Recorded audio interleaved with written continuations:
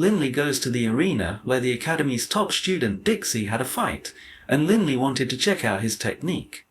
Right then, Delia comes and sits next to Linley. Linley asks her, "Dixie is your brother, right?" Delia replies, "Yes, he is my brother, but I heard that the person he is going to face today also has dual earth and wind powers, just like you."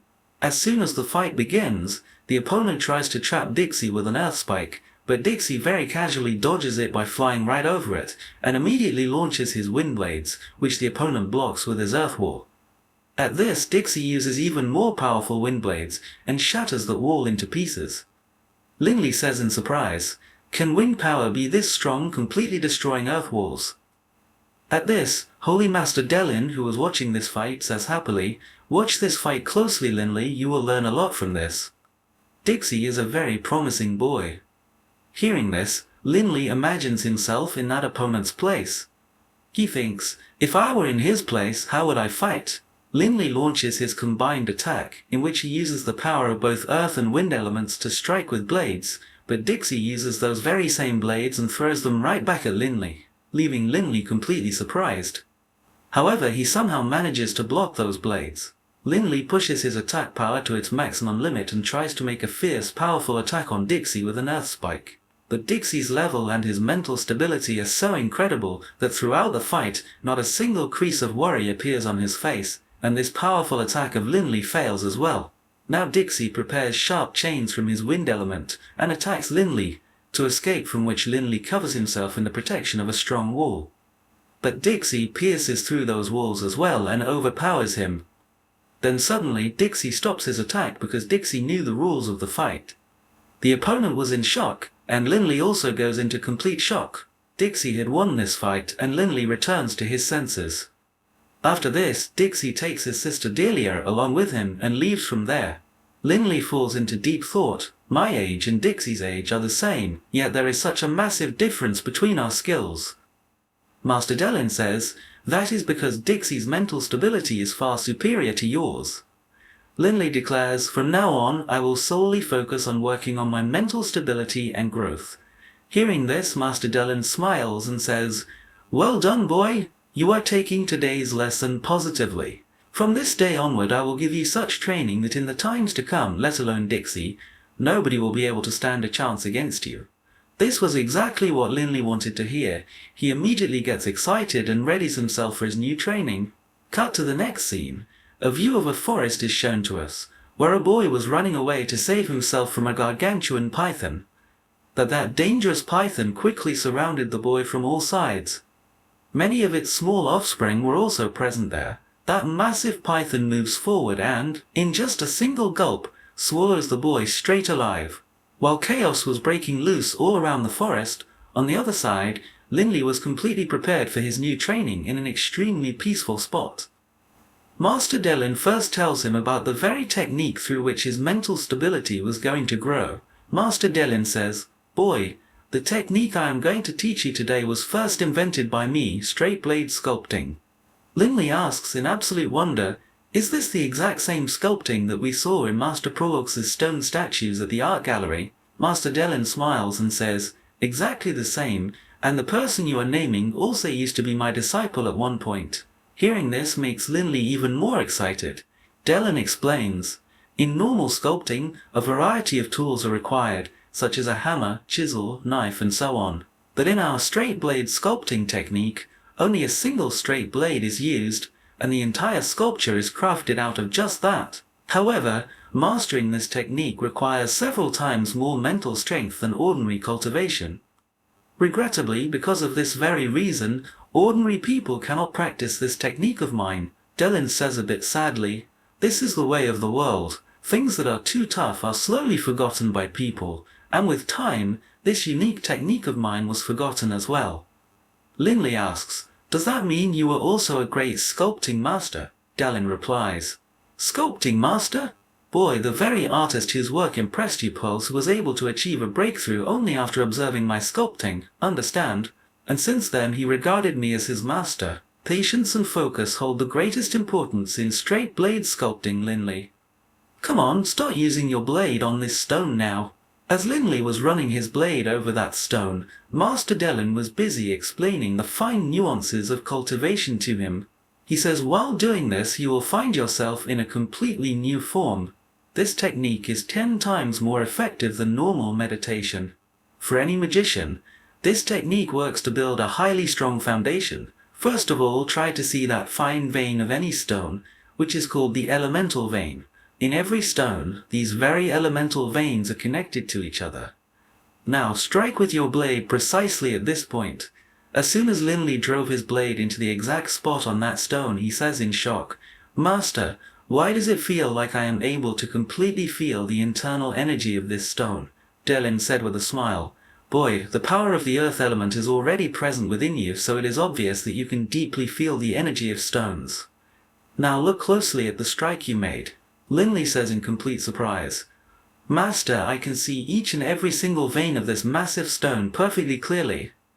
It feels as if all the elemental veins have emerged before me on their own." Remember the most important rule of sculpting. You have to go with nature. You will see natural traits in everything. Just keep flowing with that nature, which you can refine even more through your sculpting. With that, Linley begins his training with absolute dedication. Night and day, whether it was rain or sunshine, he stays absorbed in his practice. Linley was even skipping his regular academy classes, and had put his entire focus into sculpting. Delia notices that Linley is not coming to class these days. She too had started enjoying Linley's company, and began to feel lonely without him. Perhaps without even realizing it, Delia had started liking Linley. One day, while searching for Linley, she comes into the woods and secretly spots that Linley is completely lost in his sculpting practice. Master Delin notices her too, but says nothing. Now while practicing, Linley crafts his first statue of his closest friend Bebe. Seeing it, Bebe gets annoyed and says in his own language, "Is this me? Do I look this fat and ugly to you?" Master Delin also rejects this statue and says, "Smash it, boy! By making a statue like this, are you bent on ruining my reputation?" Delin asks seriously, "While you were making this, what did you learn from the earth element veins of this stone?" Linley says, "It felt to me as if they were avoiding me, as if they disliked my blade." Hearing Linley's response, the master bursts out laughing. He says, "Boy, there is no such thing. They were not avoiding you. Rather, it was you who was moving them out of their places. The mental power inside you was forcing them to align, child, and as you keep practicing this, your grip over them will grow even stronger. A stage will come when you will even be able to alter the position of those elements. But right now, you are at the absolute basic stage, and that milestone is still quite far away." Linley understands everything, and breaks Bebe's statue with his blade, which makes Bebe furious all over again. In the next scene, Linley was talking with his friends. Everyone was preparing to go home for the vacations, so Yale asks, "Are you not going to your home, Linley?" Linley replies, "Instead of wasting time traveling back and forth, I want to focus on my training. You all go ahead, we will meet after the holidays." Just then, a few injured students arrive there carrying the body of a fellow student. It turns out they had gone to those mountain ranges where dangerous magical beasts live. Linley's friends get stressed upon seeing them and say, "If the condition of the academy's top students turned out like this over there, then what will happen to us?" Then Dixie says, "You don't need to take so much stress, because to go there, one needs to reach at least rank 5. Master Delin says to Linley, "Look, all these students were quite strong, yet this is how they ended up. This mountain range is truly highly mysterious." Linley thinks to himself that to find out the mystery of that place, he will have to achieve level 5 as soon as possible. Now we are shown the story directly 3 years later, where Linley had achieved mastery over his single blade sculpting, and he was able to carve fine details on stones using only one hand. He carved a highly beautiful eagle onto a massive stone. This statue turned out so well that Master Delin says, "Boy, this is what you call sculpting. Now you can send it to the art gallery." Linley asks, "Master, does this mean I have achieved mastery over this blade technique?" Delin replies, "Of course, you are now worthy of being called a master of this technique, and along with this you have also achieved level 5 in your earth element." Cut to the next scene. Linley was reading a letter from his younger brother, in which he mentions that he has become a level 2 warrior, has secured admission into the academy, and misses him a lot. Finally, the moment arrived when Linley was about to give his rank 5 test. The rest of the academy students gossip among themselves. Bro, this Linley gave his level 4 test just last year, and how did he cross over to the next level in just one single year, whereas it takes at least 8 to 10 years just to level up?